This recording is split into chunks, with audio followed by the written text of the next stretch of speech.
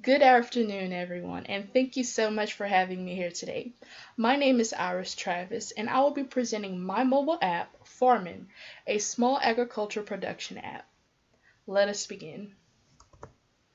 In this presentation, I will include a description of the Farmn app, our copyrights, trademarks, and patents. I will outline our onboarding, monitoring, and offboarding policies. I will also outline our outsourcing and beta testing agreements. I will discuss our commercial distribution model and our international distribution plan. I will discuss our cyber business insurance coverage, our cryptocurrency payments, and the tax implications, and then I will also include our risk management strategy. So, the Farmn app is, as I stated, a smart agriculture production app. It allows farmers and growers to monitor their crops and their livestock, as well as the climate and weather, and to market and sell to local customers. Mainly to local customers in areas that are designated as food deserts, meaning they lack access to affordable and healthy food. So for copyrights, the Farmn mobile app and its software smart devices were developed with a closed source code and it can be copyrighted. We hired an attorney that specialized in intellectual property law, and we began the copyright registration process back in February of 2018.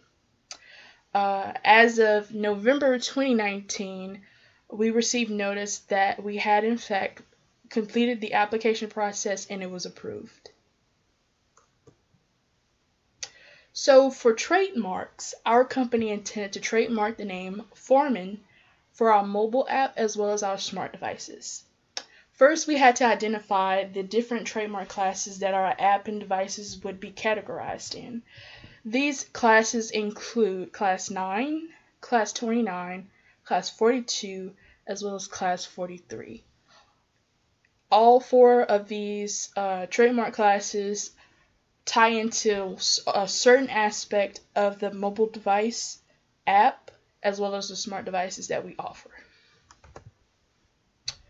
So after we determine the trademark classes that we would be categorized in, we performed a search through the USPTO's database test, and we found 5 records that were similar to the name that we wanted to register. This included the name Farmnivores, Farmn Fresh, Farm Note, Farmland, and Farm Track. Only one of these companies, particularly Farm Note, manufactures small agriculture equipment. However, its name is not similar enough that we would be able to is not similar enough to ours that or we would not be able to register the name Farmn. For patents, Farmn is not only an app but also a software that is embedded in smart devices that transfers the collected data to the mobile app through a wireless connection, through devices such as weather stations, sensors, cameras, sprinklers, and collar tags. Our mobile app and smart devices fall into multiple patent classes, and a few of those classes happen to be AL1G9, subclass 24, AL1G25, subclass 167, and Y04S10, subclass 30. Those are just a few. There are many IoT devices and apps similar to the Farmn app that have already been patented, but we intend to patent it as an app that is to be marketed to people that live within food deserts, and it's more so a marketing device than it is just a smart agricultural. It's both, but more so a marketing tool to be able to sell to people in designated food deserts. So we are hoping that with that differentiation that we'll be able to patent it without infringing on any other devices or apps. So our onboarding policy states that all new hires must attend a mandatory orientation and sign the following agreements before they can start their job at Farmn. This ensures the protection of our trade secrets and our clients' privacy. These agreements include an employee agreement, a non-disclosure agreement, as well as a confidentiality agreement. Each employee will also receive a copy of the employee handbook. So our monitoring policy is to ensure the protection of Farmn's trade secrets and, again, the client's privacy. We have implemented physical and cybersecurity monitoring methods such as monitoring internet usage, monitoring emails, prohibiting any use of portable storage devices such as thumb drives or flash drives. We also have video surveillance, and all employees must have an ID badge as well as the guests in order to access certain areas. So for our offboarding policy, this includes both the voluntarily and involuntary employees that are terminated or choosing to resign or retire from the company. So Farmn aims to make certain that employee terminations, both voluntary and involuntary, and terminations as a result of a death of an employee are managed professionally with minimum disturbance to the work environment. So when an employee leaves the company, the process must be conducted is that they go through the process of going through their exit interview, they find out the information regarding their final pay, and then they are to return any company property before they can receive their final payment. So employees that leave Farmn within a good standing with appropriate notice could also be a candidate for rehire in the future. So our outsourcing agreement. Farmn has entered in an agreement with Unified Infotech to provide software coding services for the Farmn mobile app. They also will provide IT support following the delivery date of October 8, 2020.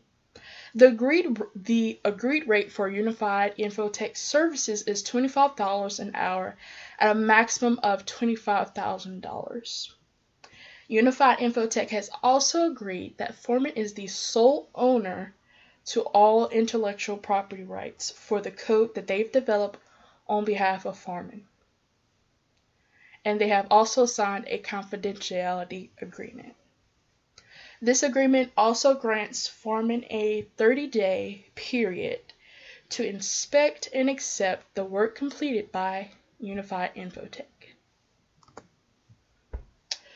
For our beta testing, we have partnered with Acropolis Infotech Private Limited to be our designated beta tester. They will test the Farmn mobile app and smart devices prior to the general release. They are our designated beta test site, therefore they are not to provide any of our software information to any third party or anyone outside of the designated people for that project to test our specific project.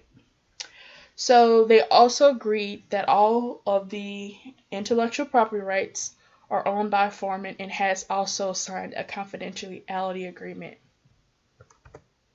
So our commercial distribution model and our international distribution plan. Farmn will implement a direct commercial distribution model for both its mobile app and smart devices by selling directly to consumers through app stores such as Google Play and Apple.